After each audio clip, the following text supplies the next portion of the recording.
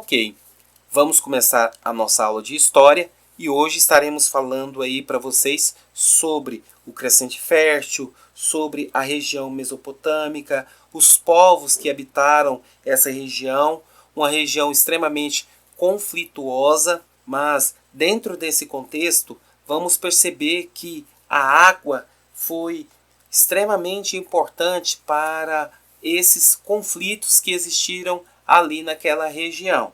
Olha só, o Crescente Fértil é uma área que vai englobar do Egito até o Iraque. E nessa localidade nós vamos encontrar uma sociedade que habitava essa região, e essa sociedade ela era conhecida como povos hidráulicos. Hidráulicos porque dependiam dos rios que ali existiam naquele período e que existem até hoje, né? O rio Eufrates e o rio Tigre. Isso porque eles praticavam a agricultura, a pecuária. A água era extremamente importante para o desenvolvimento dessas práticas econômicas. Já na Mesopotâmia, nós vamos falar que este nome é um nome grego. Este nome vem meso, significa meio. Potamos significa rio.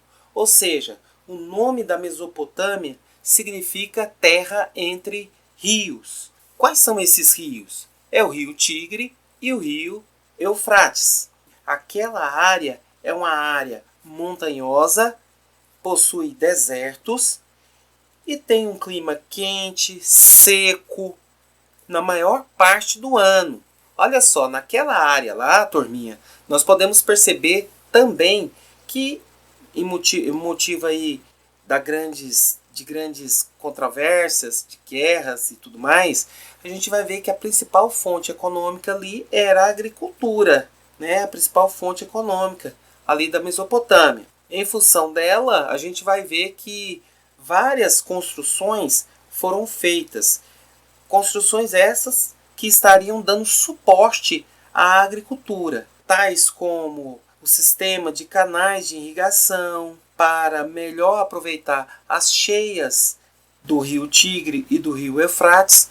Vale lembrar que nessas regiões montanhosas, geralmente em determinados períodos do ano, principalmente no inverno, no qual os cumes dos montes estão cobertos por neve, com o passar do tempo e a alta da temperatura vai fazer com que esta neve venha a descongelar e toda essa água vai descer morro abaixo e vai provocar cheias nesses rios.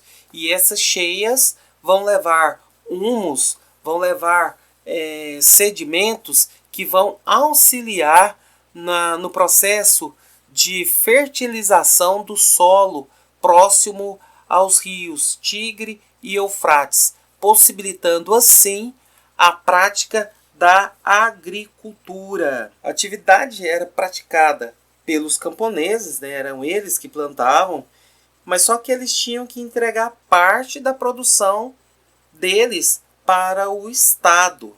O Estado recebia como se fosse um pagamento de tributo. E a gente percebe que esse pagamento de tributo dessa forma, através da produção, era conhecido como modo de produção asiático. Asiático, é interessante falar em modo de produção asiático, porque, na verdade, essa produção, nós podemos colocar que tudo era do Estado. E o Estado era que iria dividir da maneira que ele achasse correto a produção.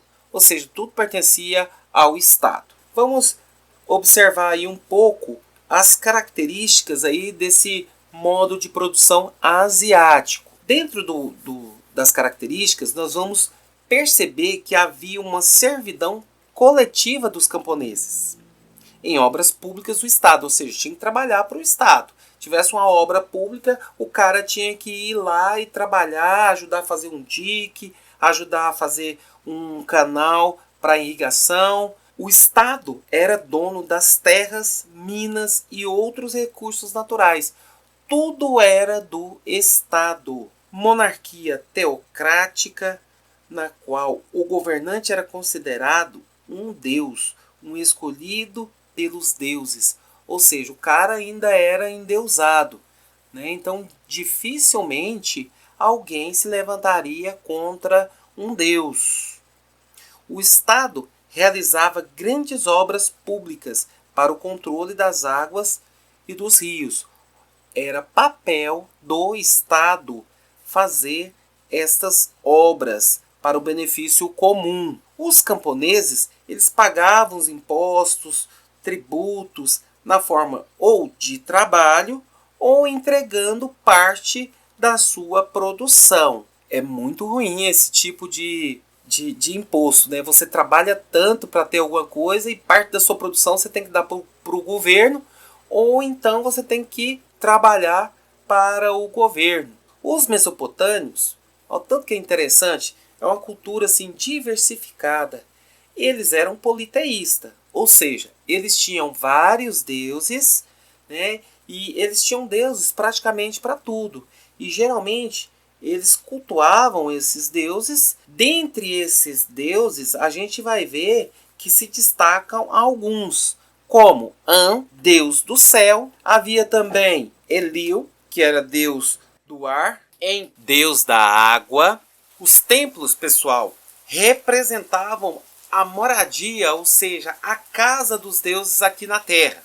Normalmente, eles eram construídos sobre torre de escadas que era chamada de zigurate. Ou seja, os zigurates então eram grandes prédios imensos, né, que eram chamados aí de casas dos deuses. Vamos observar aí um pouco a questão política, no qual eles tinham uma forma de organização que eram baseado na centralização do poder, na qual apenas uma pessoa comandava tudo. Ou seja, o rei ou o imperador era ele que mandava, era ele que decidia as coisas que acontecia ali no império ou no reino. A estrutura burocrática ela era basicamente formada por um rei ou um imperador, como a gente já afirmou. Além do imperador e do rei, ainda tinha a nobreza, tinha os sacerdotes, tinha também os guerreiros, e lá na base estava quem? Os camponeses. A maioria da população trabalhava e pagava impostos. Esses impostos, pessoal, eles eram pesadíssimos, obedecendo de forma servil ao Estado. Como nós vimos aí, os impostos eles poderiam ser pagos com parte da produção ou até mesmo com o trabalho do indivíduo para o Estado. Vamos ver aí um pouco aí sobre alguns povos que habitaram essa região. Vamos falar um pouco aí agora sobre os sumerianos, tá?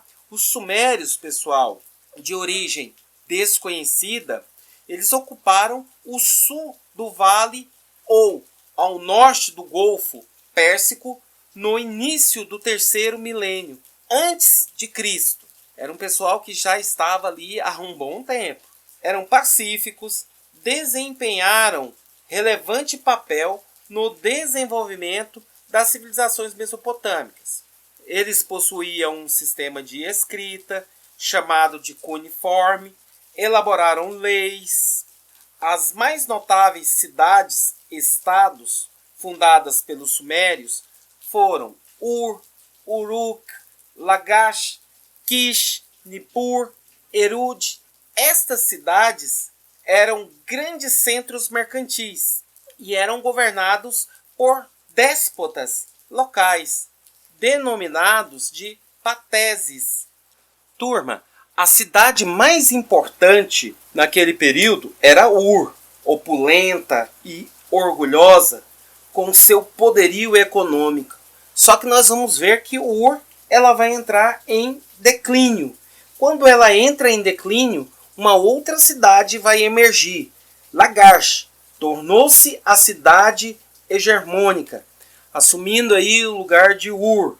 O progresso das cidades sumerianas foi interrompido pelas invasões de tribos seminômades procedentes do deserto da Síria, entre as quais destaca-se a dos acádios.